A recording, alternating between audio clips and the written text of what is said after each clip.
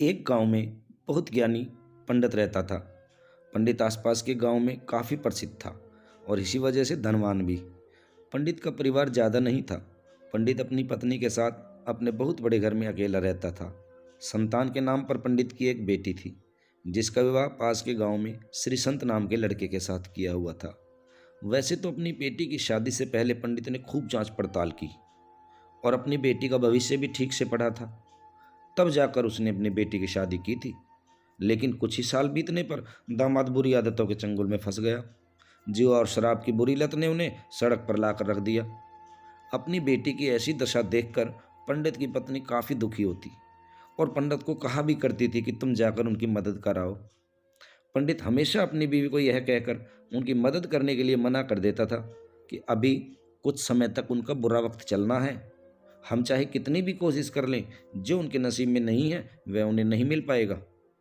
पंडित की ऐसी बातों से उसकी पत्नी काफ़ी दुखी हो जाया करती थी और मन ही मन सोचती कि कैसा स्वार्थी पिता है, अपनी बेटी को इतने कष्ट में देखकर भी मदद करने के लिए मना करता है।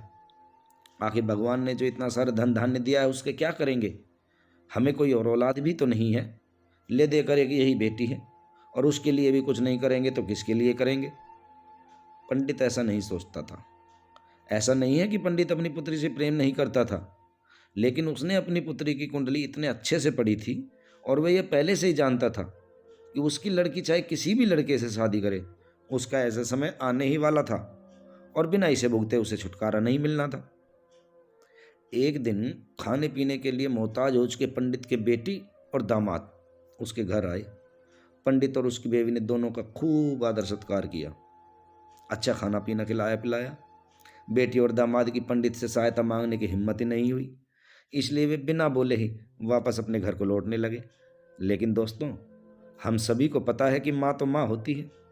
पंडिताइन से रहा नहीं गया और बिना पंडित की इजाज़त के उसने चोरी छुपे बूंदी के लड्डू बनाकर उनमें सोने के सिक्के रख दिए और बेटी और दामाद को दे दिए, ताकि बेटी और दामाद की कुछ आर्थिक सहायता हो सके। पंडिताइन यह भी जान गई थी कि बेटी और दामाद शर्म के मारे उनसे मदद नहीं मांग रहे, इसलिए उसने बेटी और दामाद को लड्डुओं में छुपे सिक्कों के बारे में भी नहीं बताया। पंडिताइन ने सोचा कि जब घर जाकर लड्डू खाएंगे तो उसमें से सोने के सिक्के मिल ही जाएंगे, इस तरह बिना मांगे उन तक मदद पहुंच जाएगी। सोचकर पंडिताइन मन ही मन अपने बेटी की मदद करने के लिए खुश होने लगी। पंडित के दामाद और बेटी उन दोनों का आशीर्वाद लेकर अपने घर की तरफ रवाना हो गए। उन दिनों गाड़ियां नहीं होती थी, घोड़ा गाड़ी बैलगाड़ी ये होती थी। उस समय अगर पैसे ना भी होते तो चीज़ों के अदले बदले से व्यवहार हो जाता था। बेटी और दामाद का गांव पंडित के घर से कोसों दूर था, फिर भी पैसों की तंगी के कारण पैदल ही अपने गांव की तरफ निकल लिए। थोड़ी दूर चलने पर पंडित की बेटी के पैर में मोच आ गई, अब उसका चलना मुश्किल हो गया। पंडित के दामाद ने देखा तो उसने बीवी को चलने में सक्षम नहीं है, उसने एक तांगा किराए पर ले लिया। दोनों पति पत्नी तांगे में बैठकर घर तक पहुंच गए, लेकिन टांगे वाले को देने के लिए अब उनके पास पैसे नहीं थे। इसलिए पंडिताइन ने जो बूंदी के लड्डू उन्हें दिए थे वही किराए के तौर पर उन्होंने टांगे वाले को दे दिए। टांगे वाला बूंदी के लड्डू लेकर वहां से चला गया। टांगे वाला अपने घर की तरफ जा रहा था। रास्ते में टांगे वाले ने एक हलवाई की दुकान देखी। उसने सोचा कि थोड़े से बूंदी के लड्डू से मेरे घर में क्या लोगों का पेट भरने वाला है, इससे अच्छा तो मैं इन बूंदी के लड्डुओं को बेचकर कुछ गेहूं खरीद लेता हूँ। टांगे वाले ने बूंदी के लड्डू हलवाई को बेच दिए। जिस गांव में हलवाई की दुकान थी उसी गांव में एक आदमी ने अपने घर पर पूजा रखी हुई थी और पूजा के लिए उसी पंडित को बुलवाया हुआ था। अब पूजा में लगने वाले प्रसाद के लिए उस आदमी ने उसी हलवाई से बूंदी के लड्डू लिए जहां टांगे वाला बेच कर गया था। हलवाई ने भी उस आदमी को टांगे वाले से खरीदे हुए लड्डू ही पहले दिए, क्योंकि हलवाई ने सोचा भाई मेरे बनाए हुए तो हैं नहीं, क्या पता कब के बने हुए हैं और कब तक ताज़ा रहें। इसीलिए हलवाई ने वही लड्डू उसको दिए। पूजा खत्म होने पर दक्षिणा और बूंदी के लड्डू लेकर जब पंडित अपने घर आया और खाना खाने बैठा तो प्रसाद में लाए बूंदी के लड्डू खाते वक्त लड्डू से सोने का सिक्का निकला। इस घटना को देखकर पंडिताइन की आंखों में आंसू निकल आए।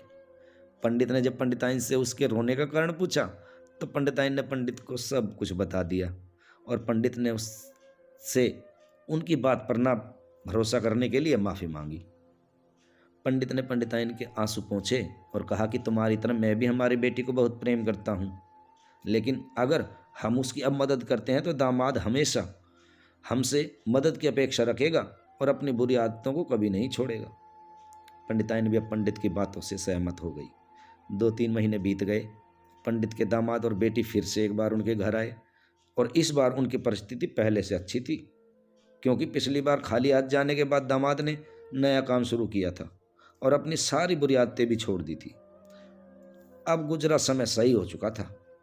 दोस्तों, पंडिताइन ने अपनी बेटी की मदद तो करनी चाहिए, लेकिन आप सभी को शायद पता होगा कि समय से पहले और भाग्य से अधिक किसी को कुछ नहीं मिलता।